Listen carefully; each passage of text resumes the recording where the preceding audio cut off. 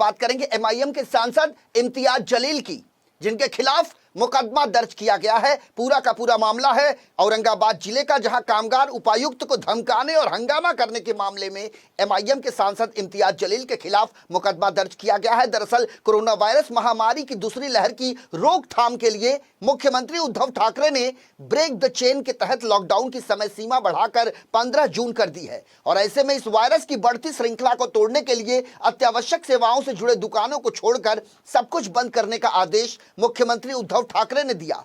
भले ही उनकी समय सीमा में थोड़ा सा इजाफा किया गया है, उन्हें अनुमति दी गई है जो सुबह 7 बजे से लेकर 11 बजे तक खुली रहती थी दुकानें, उन दुकानों को सुबह 7 बजे से लेकर दोपहर 2 बजे तक खोलने की अनुमति दी गई है। लेकिन इन सबके बीच कोरोना वायरस की दूसरी लहर के दौरान जब सख्त पाबंदियों के साथ लॉकडाउन लागू किया गया था तो कई ऐसे दुकानदार थे जो चोरी छिपे अपनी दुकानदारी चला रहे थे और ऐसे दुकानों पर स्थानीय प्रशासन ने कार्रवाई करते हुए उसे सील कर दिया था।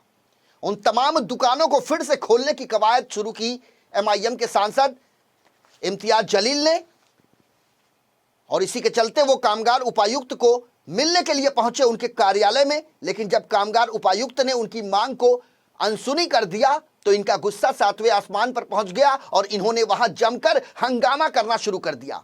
तस्वीरों में आप देख सकते हैं, यह औरंगाबाद की तस्वीरें हैं कामगार उपायुक्त के कार्यालय की, जहां इम्तियाज जलील उनके साथ बातचीत कर रहे हैं और अपनी मांगों को उनके सामने रख रहे हैं।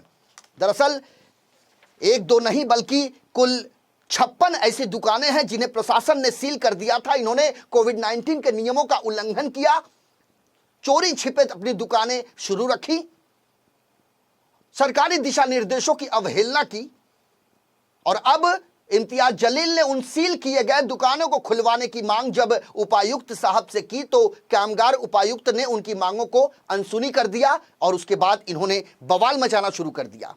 मंगलवार को लॉकडाउन के दौरान सील की गई 56 दुकानों को लेकर सुनवाई की जानी थी, लेकिन दोपहर तकरीबन 12:15 बजे के आसपास एमआईएम के सांसद इम्तियाज जलील बिना किसी पूर्व सूचना के ही कामगार उपायुक्त के कार्यालय में पहुंच गए और व्यापारियों के साथ उन्होंने कक्ष में जमकर हंगामा किया। इस पूरे मामले को लेकर इम्तियाज जलील समेत 24 लोगों के खिलाफ मुकदमा दर्ज किया है। आपको यह भी बता दें, एमआईएम के सांसद इम्तियाज जलील की बातचीत का वीडियो एक महिला पुलिस कांस्टेबल अपने मोबाइल से शूट कर रही थी, जिसे सांसद जलील ने देख लिया और उन्होंने महिला पुलिस कांस्टेबल के मोबाइल पर अपना हाथ चला दिया, जिससे कि मोबाइल जमीन पर गिरकर टूट गया। लेकिन इसका वीडियो सोशल मीडिया पर जमकर वायरल हो रहा है। इस पूरे घटनाक्रम की जांच कर रही है औरंगाबाद जिले की क्रांति चौक पुलिस। गरीब आदमी को जो 300 रुपये कमाने वाला है उसके लिए आप सारे कायदे कानून नियम अगर रख रहे हैं तो एक धन्ना सेठ मिलन मिठाई भंडार वाला जिसकी दुकान 2 बजे बंद की जाती है, 5 बजे दुकान वो खोल दी जाती है, तो आखिर किसके बोलने के ऊपर खोली जाती है? फिर दूसरे दिन जब हम उसका विरोध करते हैं तो फिर बंद कर दी जाती है।